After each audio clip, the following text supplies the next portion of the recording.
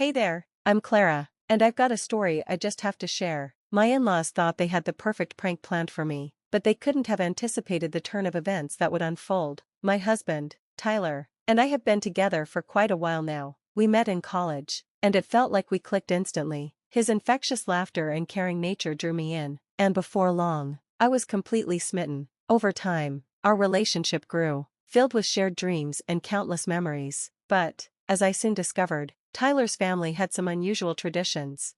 When Tyler first told me about their quirky habit of playing practical jokes, I found it amusing. Coming from a more reserved family, I was curious to experience the wild side of his relatives. However, I quickly realized their pranks were far from harmless. What seemed like innocent fun actually involved elaborate tricks designed to humiliate others. I found myself uneasy, wondering why they found joy in embarrassing people, especially since I had no interest in becoming the target. The first time I met them, I walked into what I thought would be a simple picnic gathering. Tyler's family would get together every couple of months for these get-togethers, and I was eager to make a good impression. Tyler was excited for me to meet everyone, and I was both thrilled and nervous, wanting nothing more than to be accepted by his family. At first, everything seemed like a fun and relaxed afternoon, but I had no idea the cruel prank they had been planning for me. Tyler's dad, Kenneth, pretended to spill his drink on me in what looked like an accident. The drink was sticky, and of course, I needed to change my clothes. Sharon, Tyler's mom, offered me a spare set of clothes from their car. She handed me a bag and told me I could change in the restroom nearby. When I opened the bag, my stomach dropped. Instead of a simple change of clothes, there was a giant clown costume inside. I stood there, dumbfounded. As it hit me, this wasn't a mishap. This was part of their cruel joke. I couldn't believe what was happening. I felt a wave of shock, hurt, and humiliation crash over me. The thought of walking out in a ridiculous clown costume in front of everyone was mortifying. Reluctantly, I slipped into the costume, feeling exposed and vulnerable. As I made my way back to the picnic area, Tyler's family burst into loud, mocking laughter. I could hardly breathe, my face burning with embarrassment. The laughter and whispers from other people around the park only made it worse, like salt in an open wound.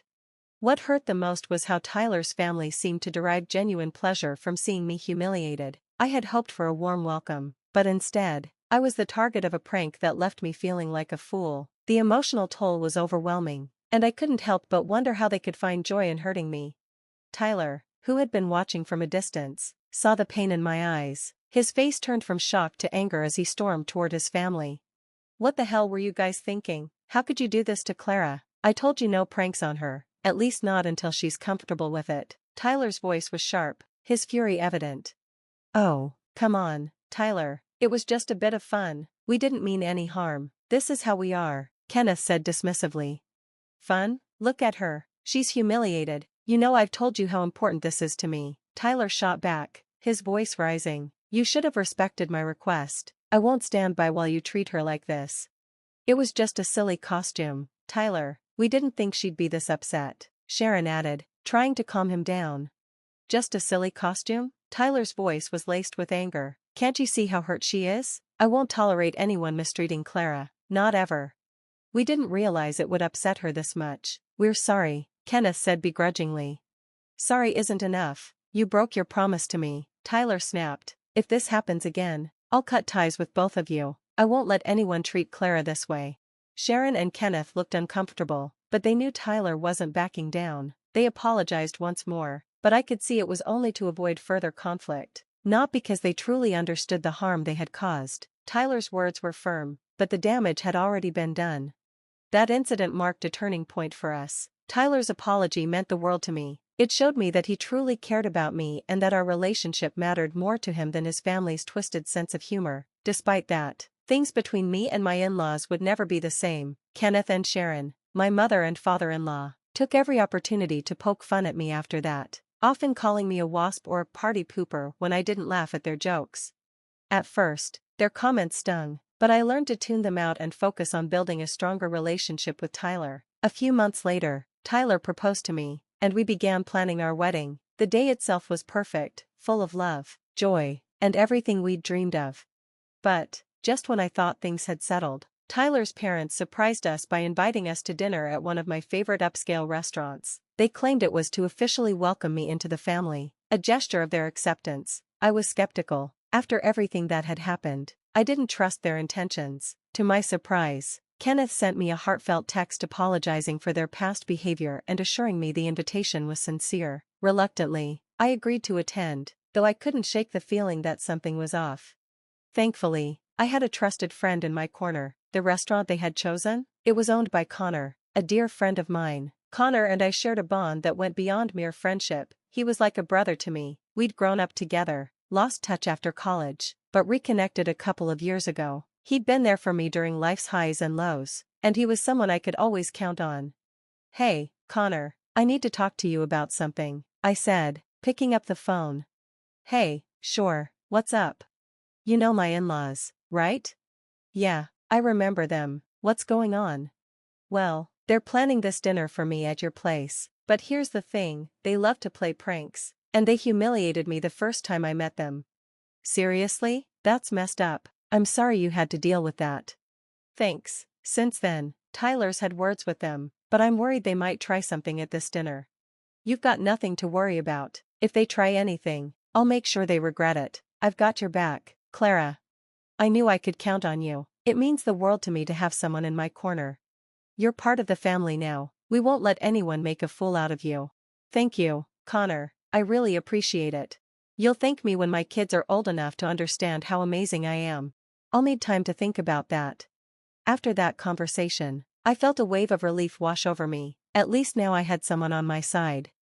I felt a flicker of excitement about the party, no longer bogged down by fear. Connor's support gave me newfound confidence, reminding me that I wasn't alone in this battle against humiliation. A few days before the event, I called Sharon to double-check the restaurant reservations. "Hey, Sharon, I just wanted to confirm the reservations for the party at the restaurant. It's really important we get the details right." "Oh, Clara, don't worry about it. I've got everything under control. I know you've got a lot going on with the preparations, but the restaurant's policies are strict. I want everything to go perfectly." "Are you implying I can't handle it? I've organized plenty of events before." "Oh no, that's not what I meant. I just want to make sure there are no problems, that's all." "Well, trust me, I've got it all covered, and you don't need to worry." I felt a mixture of relief and lingering doubt. Sharon's reassurance was comforting, but a part of me couldn't shake the worry. I hoped everything would be fine and the evening would go smoothly. The day of the party arrived, and Tyler and I entered the restaurant. We were greeted warmly by the staff, who had become familiar faces thanks to how often we dined at Connor's place. A waiter escorted us to our table, but when we reached it, I noticed something was wrong. One seat was missing. Panic set in as I asked about the missing seat, only to be met with Tyler's family laughing uproariously.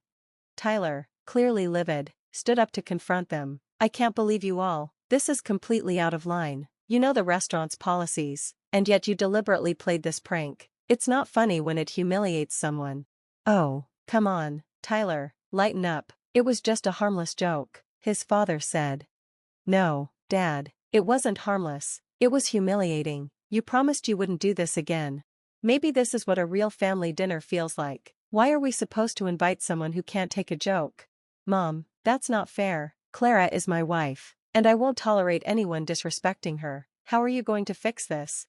The dismissal of my feelings stung deeply. It was painful to think they didn't recognize the harm in their actions or fully support our relationship. I longed for their understanding and acceptance, but their words only amplified my hurt and disappointment. Just as things began to escalate, Connor entered the room. Well, look who's here." "Hey, Clara, good to see you. How are you doing?" "Hi, Connor, it's been a while." "I'm doing well, thanks. Tyler's family threw me a party to welcome me into the family." "Perfect. By the way, I'm Connor, the owner of this place. Let's get this celebration started." "Wait a minute, there seems to be a missing seat here. What happened?" "Oh, that's their prank on me. They love playing tricks. I know you're strict about seating arrangements, but is there any way you can make an exception for me?" "I'm afraid I can't do that. If I make an exception for you, I'd have to do it for everyone. But don't worry, I've got it covered. We've got a VIP lounge with an empty seat. How about you and Tyler join me there? You'll have a great view and a comfy spot." "Why does she get special treatment? This is just a joke, right?" "No need for all this fuss. I'm just trying to make sure everyone feels comfortable." "I understand, but it's important to respect everyone's feelings. Clara, tonight's meal and drinks for you and Tyler are on the house. Enjoy yourselves." I was overwhelmed with gratitude toward Connor. His intervention calmed me down and gave me a sense of security. He guided us to the VIP area, shielding us from the chaos caused by Tyler's family. Despite their loud protests, Connor simply signaled to the staff to attend to their table, causing them to quiet down immediately.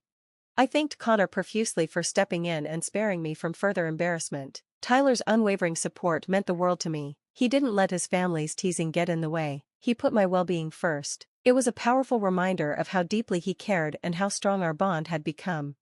In the VIP area, surrounded by comfort and care, I felt incredibly lucky. Both Connor and Tyler had my back, and their presence reminded me that I wasn't alone in this. As we placed our order, I began to relax and enjoy the evening, but the night wasn't quite ready to be calm.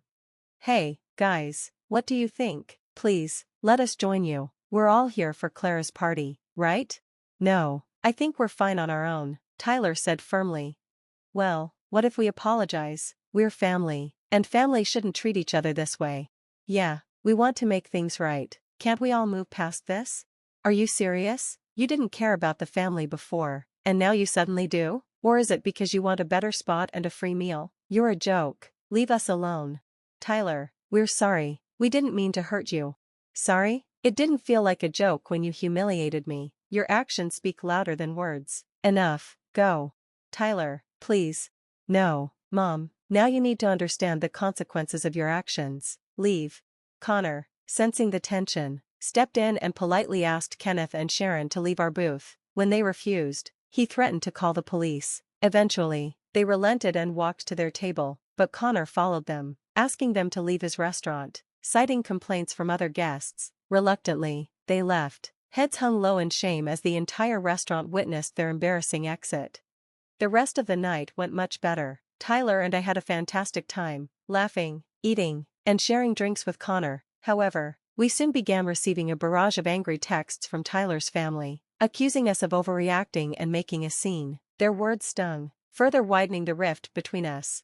Instead of engaging in their negativity, we decided to stand firm. We blocked them, choosing to protect ourselves from their cruel words. Cutting ties with Tyler's family was a necessary step for our emotional well-being. We refused to let their toxic behavior drag us down. It was liberating to set that boundary and focus on the positive relationships that uplifted us.